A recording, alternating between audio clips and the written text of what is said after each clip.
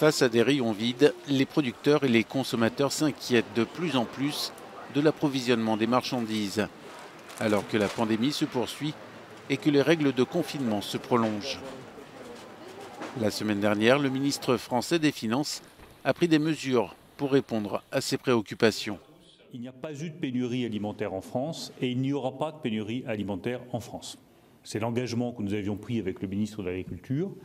L'engagement a été tenu grâce à la mobilisation exceptionnelle de toute la chaîne alimentaire.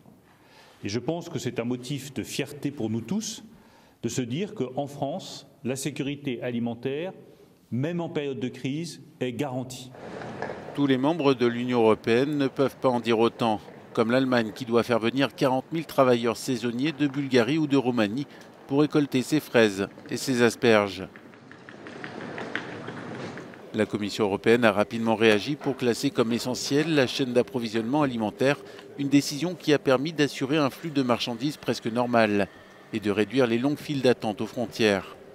Mais les géants de l'industrie affirment que l'absence de mesures unifiées reste un danger. Ils demandent l'assouplissement des interdictions de circulation dans l'Union pour parer aux pénuries de main-d'œuvre.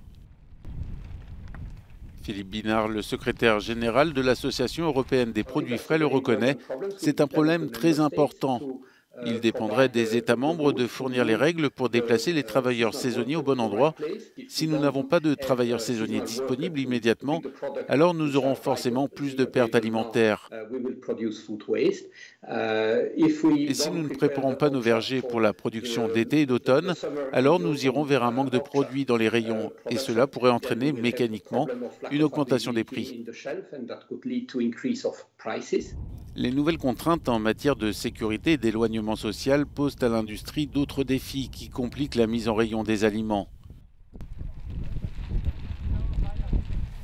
Et le problème ne menace pas seulement l'Europe. Partout, des porte-conteneurs peinent à prendre la mer. Davantage de nourriture risque ainsi d'être gaspillée.